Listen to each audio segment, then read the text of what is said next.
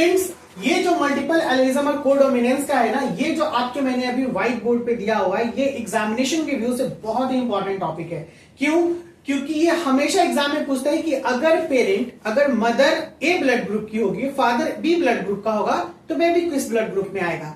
अगर फादर का blood group I होगा, मदर का ब्लड ग्रुप ए होगा, तो बेबी किसका होगा। ये एकदम that's why this is the very important section for examination. और ये बहुत इजी कॉन्सेप्ट है।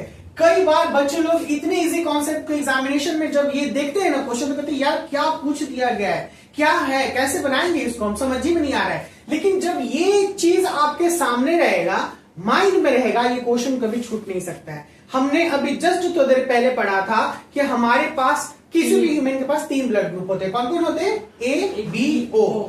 ए वाले के पास कौन सा ग्लाइकोप्रोटीन होता है? कौन सा होता है? ए वाले के पास आईए होता है। बी वाले के पास कौन सा ग्लाइकोप्रोटीन? आईबी। ओ वाले के पास कौन सा ग्लाइकोप्रोटीन? कुछ नहीं। अब ये जिसके साथ मिलेगा वो उसके अकॉर्डिंग बनाएगा, क्योंकि आईए जो होता है वो रिसेसिव होता है, होमोजाइगस होता है। और जो उसके साथ ए और बी आ जाएगा वो डोमिनेंट हो जाएगा, तो मैंने यहां पर लिख दिया। लेकिन अगर दोनों पेरेंट का, जैसे मदर और फादर का ब्लड ग्रुप ए और आई और आई आ जाएगा, तो बच्चा क्या हो जाएगा? ओ। तो यहाँ पे क्वेश्चन कैसे करता है कि if a baby produce blood group O, then what is the mother and father blood group? तो क्या बोलेंगे? आई है और आई है और आई है, यही बोलेंगे ना। If the child born by O blood group, the father blood group is I and the mother blood group is I. That's why there is no glycoprotein and the child becomes O blood group. कितना easy concept था। यही चीज मैंने यहां पर आपको समझाने की कोशिश की है। ये बहुत सारे टीचर्स इस चीजों को कॉम्प्लिकेटेड कर देते हैं, बहुत अलग अलग तरीकों से बताते हैं, लेकिन नहीं, अभी आप इतने इजी कॉन्सेप्ट में इसको समझिएगा कि आई थिंक कि नेक्स्ट क्लास से आपको ये कभी प्रॉब्लम नहीं करेगा और कभी भी एग्जामिनेशन में आपको दहशत नहीं डालेगा कि भाई यही कैसे बनाए हम।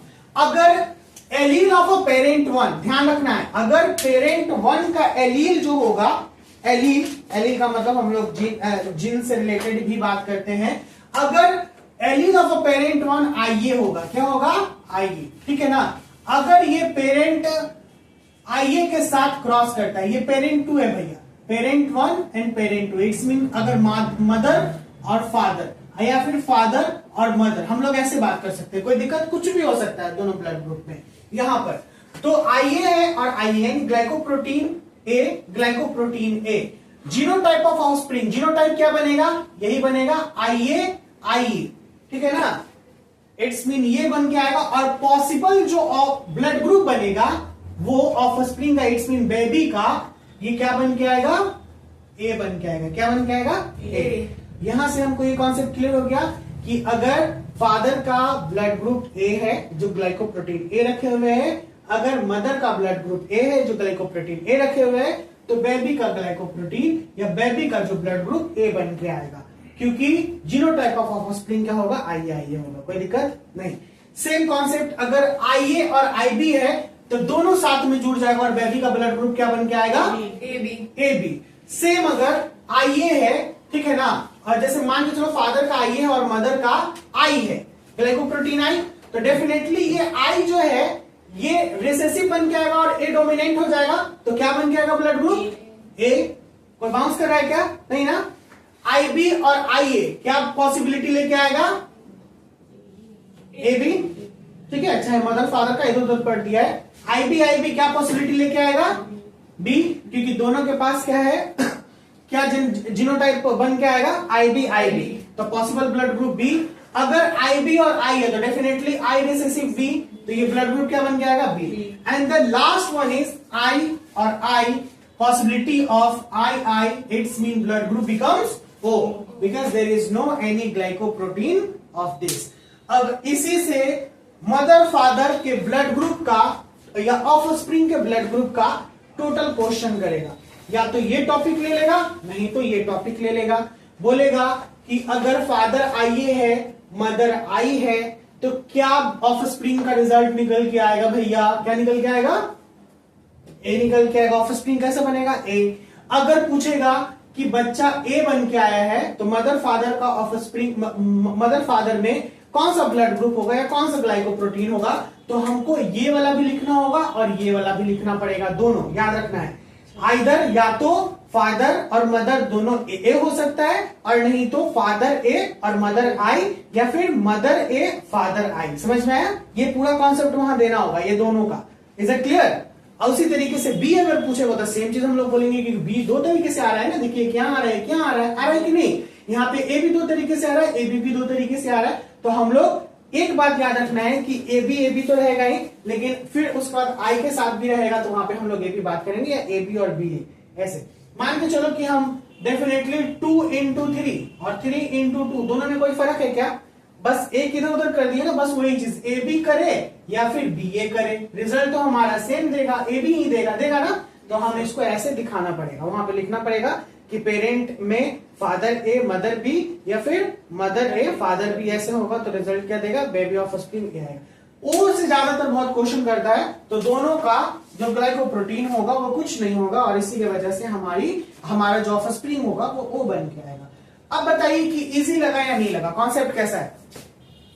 ठीक है। फिर पेरेंट में किसी का ए बी हुआ तो पेरेंट में किसी का ए बी, तो ए बी डोमिनेंट है अपने आप में। तो योर क्वेश्चन इज कि बोथ पेरेंट अगर हमारा जैसे ए बी है और ये भी ए बी है ना, तो हमारे पास ए बी में पॉसिबिलिटी चांसेस क्या है? ये एक आई ए है और एक आई बी है, यही है ना, ये दोनों। और इसमें भी हमारा आई ए है और आई बी है। तो ये जो रिजल्ट हमारा दोनों देगा, या तो हमारा ये आई ए ब्लड ग्रुप निकल के आ सकता है, आई बी ब्लड ग्रुप निकल के आ सकता है, और I A I B it's mean A B blood group निकल के आ सकता है। ये पॉसिबिलिटी तीनों है, लेकिन इसमें ओ कदापि नहीं देगा। इट्स मीन ओ कभी नहीं देगा, क्योंकि इसके पास वैसा कुछ जीन ही नहीं है, वैसा कोई एलील ही नहीं है कि ओ ब्लड ग्रुप को ये दे। इस बात में कोई दिक्कत, कोई परेशानी? तो ये आपका पॉसिबिलिटी चांसेस है कि ऐसे निकल के आएगा, ये आपको बताना पड़ेगा, लिखना पड़ेगा वहां पे। अगर ऐसे करके क्वेश्चन कर दिया तो बोलिए कोई दिक्कत? अगर ऐसे क्वेश्चन किया तो हमें क्या इसी तरीके से बनाकर उसे हमें बता देना पड़ेगा। कुछ और क्वेश्चंस है, जैसे मैं बोलो what blood type can a child with A and A be parents have. तो जैसे जो ब्लड ग्रुप होगा, नहीं ये क्वेश्चन नहीं था, how rare is A B negative blood group. तो less than 1% of the US population, US population का बता रहा है, यूएस पॉपुलेशन में लगभग 1% से भी कम नेगेटिव ब्लड ग्रुप थोड़ा रेयर होता है, याद रखिएगा, ठीक है ना। पॉजिटिव ब्लड ग्रुप थोड़ा ज्यादा होता है, जिसमें से ओ नेगेटिव सबसे ज्यादा रेयर है, ए बी नेगेटिव सबसे ज्यादा रेयर है। सबसे ज्यादा अगर ब्लड ग्रुप इसमें पाया जाता तो कौन सा ब्लड ग्रुप है, तो बता सकते हैं? सबसे ज्यादा ब्लड ग्रुप मोस्ट अबंडेंट नहीं, 38% of the population has O positive blood, making is the most common blood type.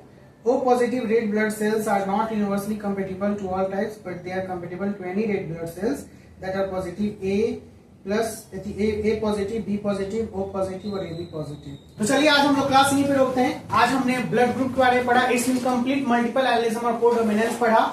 I hope कि ये क्लास आपको समझ में आया हो, आपको ये वीडियो समझ में आया हो। अगर ऐसा हो तो प्लीज चैनल को सब्सक्राइब कीजिएगा, वीडियो को लाइक कीजिएगा, और study biology with Sahil sir पढ़ने के लिए, फर्दर अपडेट्स के लिए आपको इस चैनल पे बने रहना पड़ेगा। बहुत जल्द मिलते हैं नेक्स्ट वीडियो के साथ। Bye bye, take care, see you soon.